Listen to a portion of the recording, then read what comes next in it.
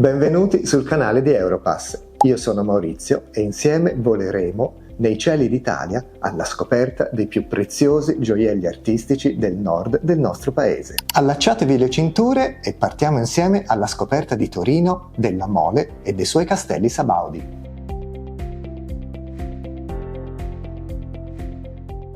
Bentrovati e benvenuti ad un nuovo viaggio nella nostra splendida Italia. Oggi andremo nel nord-ovest, andremo nella regione del Piemonte e andremo a visitare qualcosa di curioso nella città di Torino, il suo capoluogo. Ecco qua,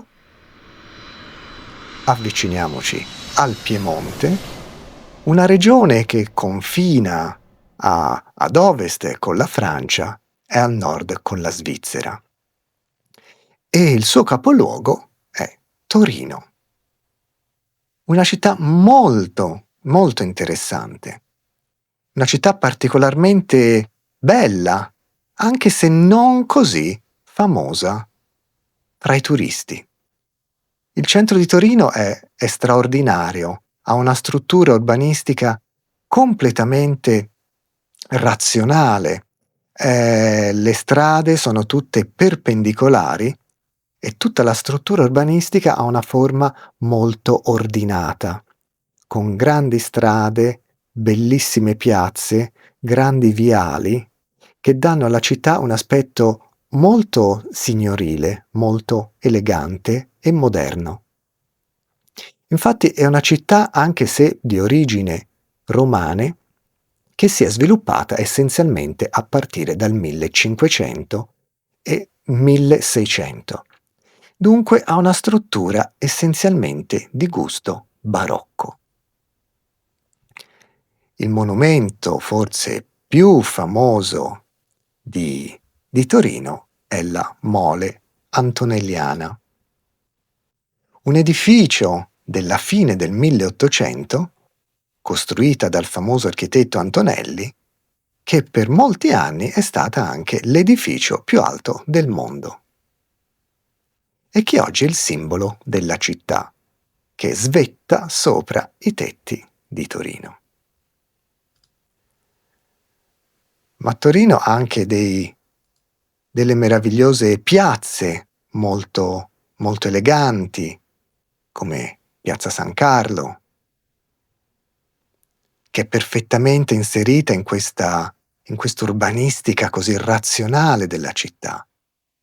Una piazza secentesca di gusto barocco, molto ampia, luminosa, perfettamente allineata lungo le strade di Torino, così dritte, così ordinate, che la rendono una città particolarmente elegante.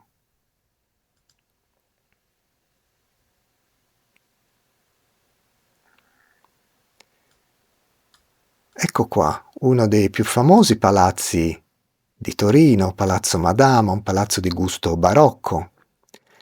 Ripeto, Torino si è sviluppata essenzialmente tra 1600 e 1700.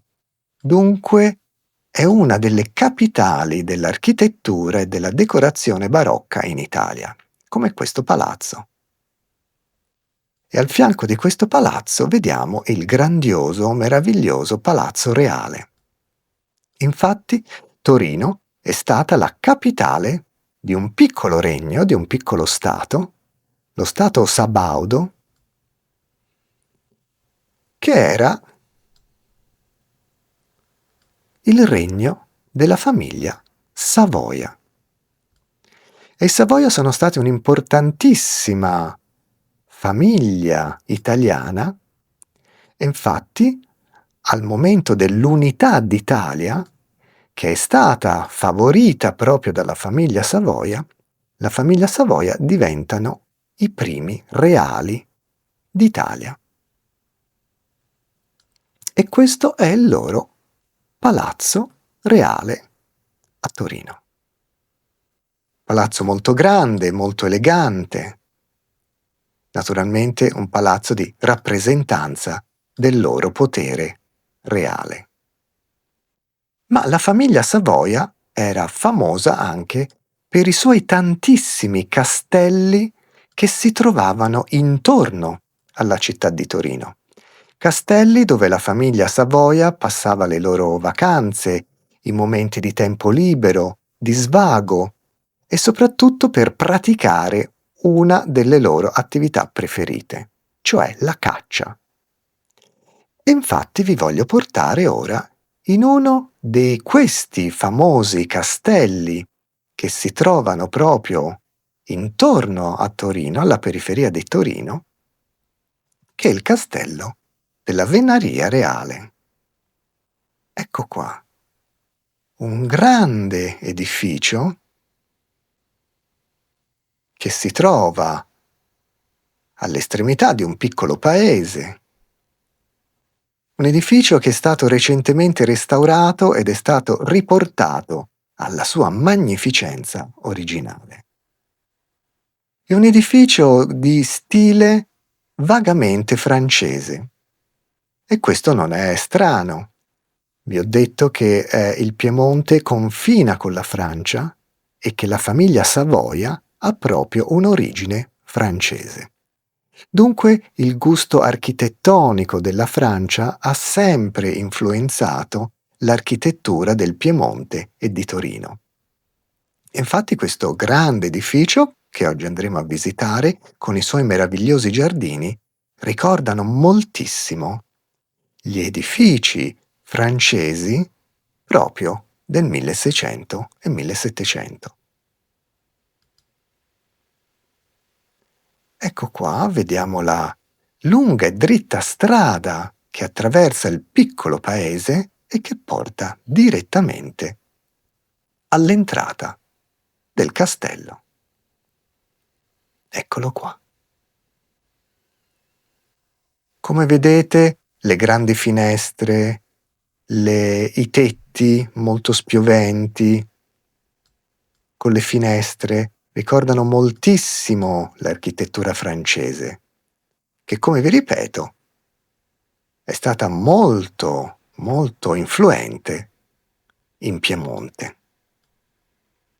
Ecco qui vediamo la strada che attraversa il paese e che porta all'accesso principale del castello.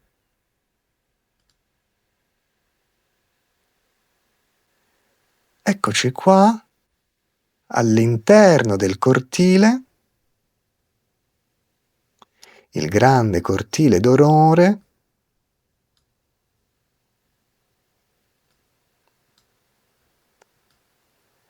che già ci dà l'idea della grandezza e della magnificenza di questo palazzo.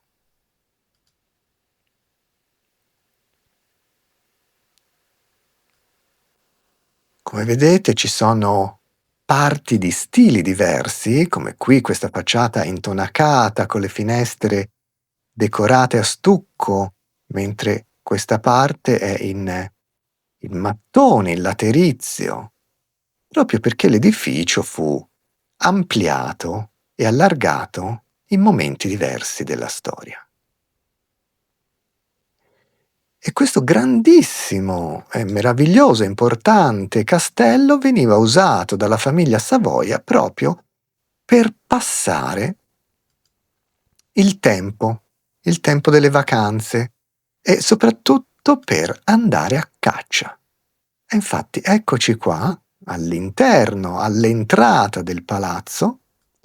Anche qui vedete questo gusto tipicamente barocco della ricca decorazione a stucco.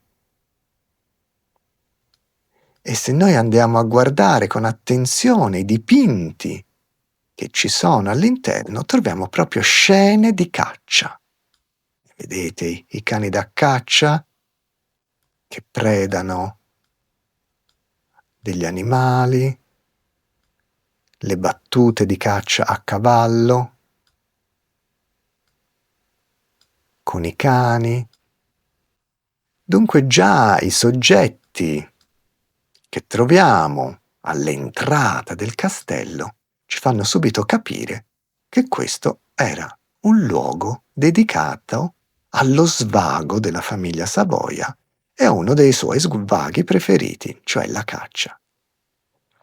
Dunque immaginate quale grande edificio veniva costruito solo per il proprio passatempo preferito.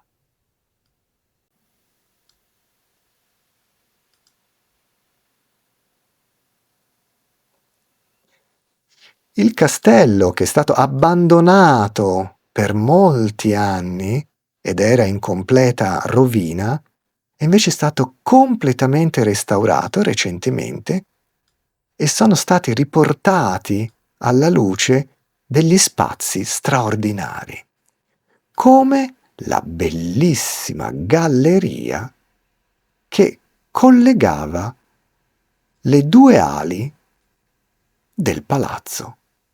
Eccola qua, questo splendido esempio, meraviglioso esempio di architettura barocca.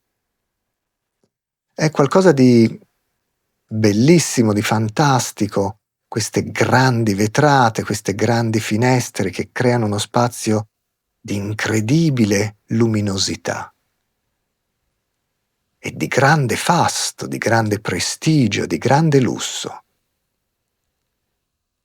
Ripeto, un palazzo costruito per andare a caccia che aveva questi spazi così lussuosi.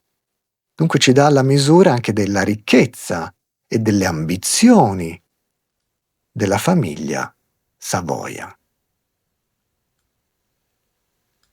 Guardate che belle queste finestre così grandi, dalle quali si vedono i giardini, i meravigliosi giardini esterni, dove fra un po' andremo, e che immergono questo corridoio nella luce, in una straordinaria luce.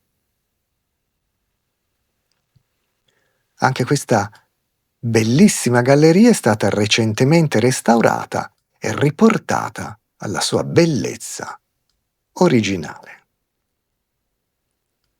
E questa galleria collegava il corpo principale del palazzo con una parte secondaria dell'edificio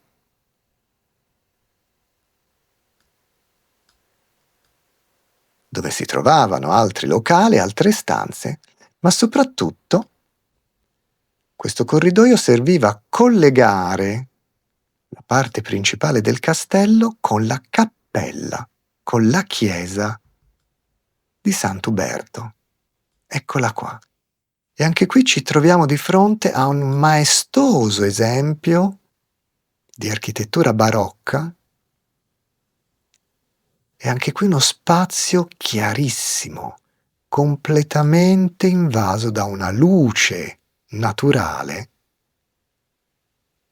che lo rende veramente uno spazio impressionante e meraviglioso.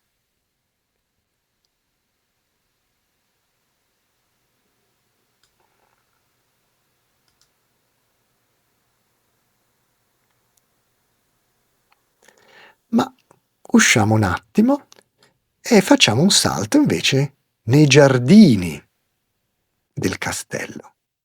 Giardini molto grandi, con grandi viali, di gusto tipicamente francese, che ricordano un po' i parchi reali della famiglia Borbone in Francia, ricordano un po' Versailles, naturalmente.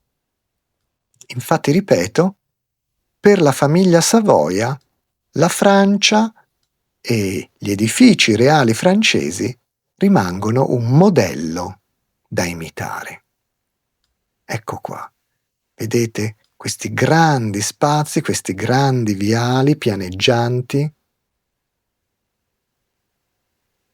questi giardini molto regolari, ricordano i giardini di gusto francese, ai quali la famiglia Savoia si ispirava. E anche qui vedete la facciata del castello dal lato dei giardini e sullo sfondo il meraviglioso paesaggio delle Alpi, che crea proprio un incredibile contrasto fra il giardino così pianeggiante e queste maestose montagne sullo sfondo.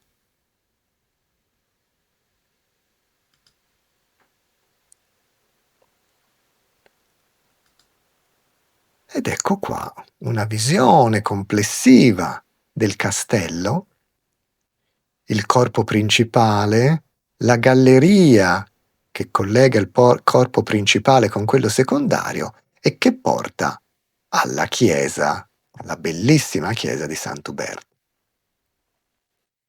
Il castello poi comprende altri spazi molto interessanti come le scuderie enormi che ci danno la misura della grande quantità di cavalli che venivano allevati e che servivano proprio per andare a caccia. Ma questo meraviglioso castello è uno dei tanti castelli che in realtà la famiglia Savoia aveva vicino a Torino.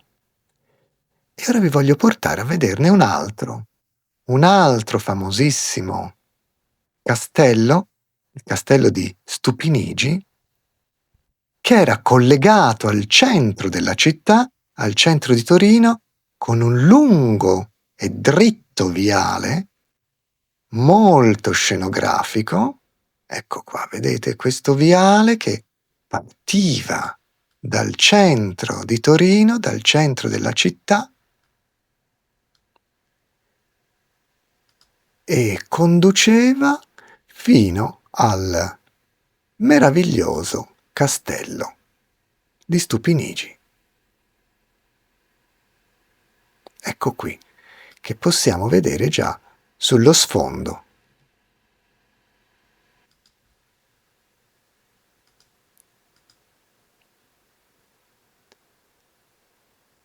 Anche il castello di Stupinigi era una residenza per le vacanze, diciamo così. E anche qui era un luogo dedicato essenzialmente alla caccia. Anche qui guardate i meravigliosi giardini che lo circondano, il lunghissimo viale che collegava il castello al centro della città di Torino. Ed ecco l'edificio, anche questo è un edificio di epoca barocca.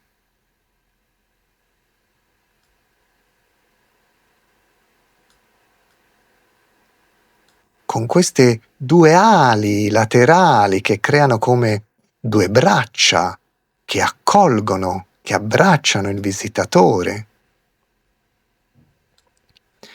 e il corpo centrale dell'edificio come una forma cilindrica, sul tetto del quale infatti c'è un cervo, un grande cervo, uno degli animali che venivano cacciati nei boschi della regione e che proprio ci fa perfettamente capire qual era lo scopo di questo edificio. Ma entriamo dentro e guardiamo la incredibile, straordinaria ricchezza decorativa barocca dell'atrio, proprio dell'entrata del palazzo. Un'entrata veramente maestosa, ricchissima, che aveva anche una funzione di rappresentanza, di sala da ballo. Guardate proprio la sontuosità, la ricchezza decorativa di questo che era semplicemente un castello per andare a caccia.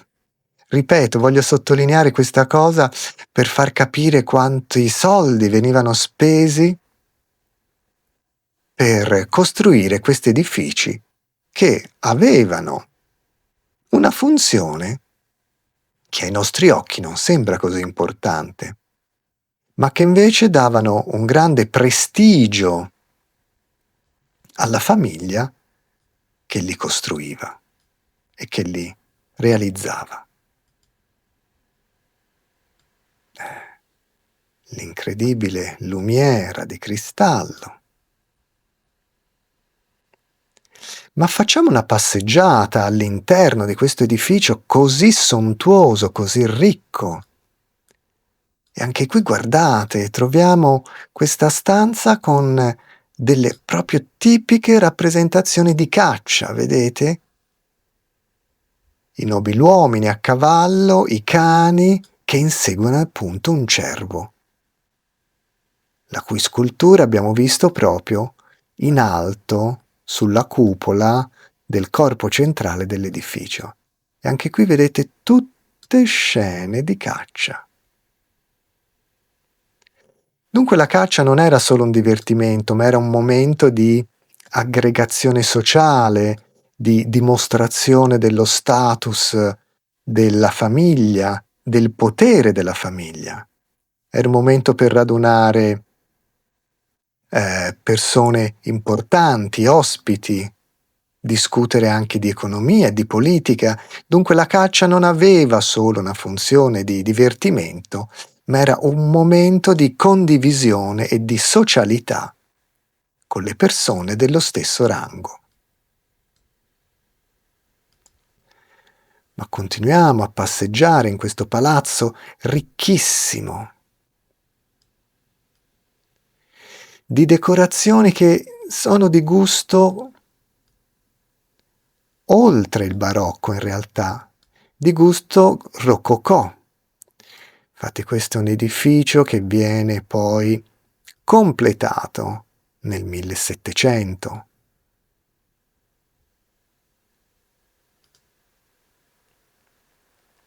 È tipico degli edifici rococò, per esempio, avere la stanza delle chinoiserie, delle cineserie, dove si tappezzavano le pareti con scene rappresentate su seta, scene di gusto orientale.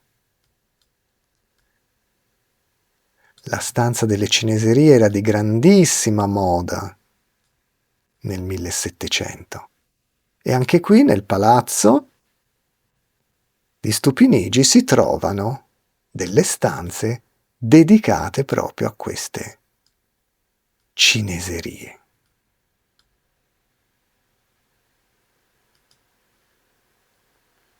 Ma troviamo anche un bagno, una vasca da bagno di questa sala da bagno invece che è ottocentesca, di epoca napoleonica. Cosa non scontata, non banale in quegli anni.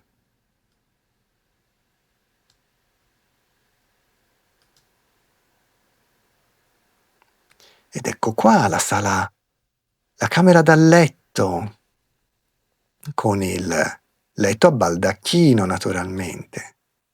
E anche qui vedete le ricche decorazioni settecentesche di gusto rococò.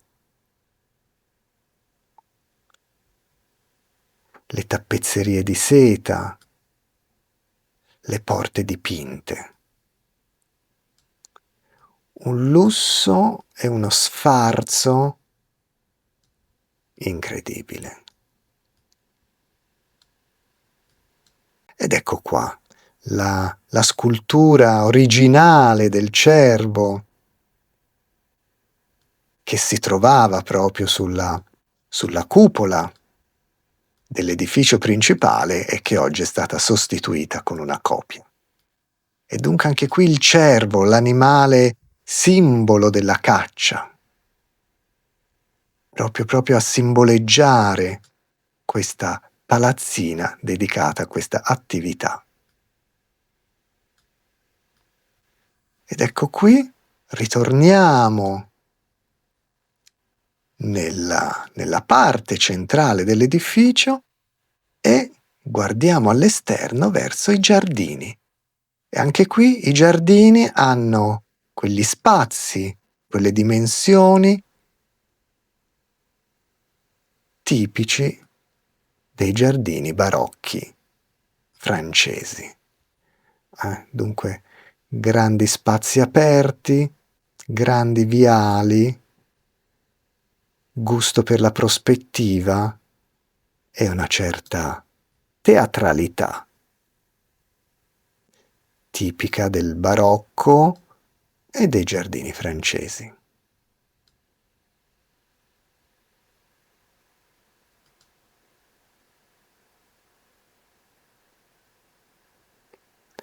Ecco qua, vediamo proprio dall'alto il gusto geometrico di questi giardini e l'incredibile palazzina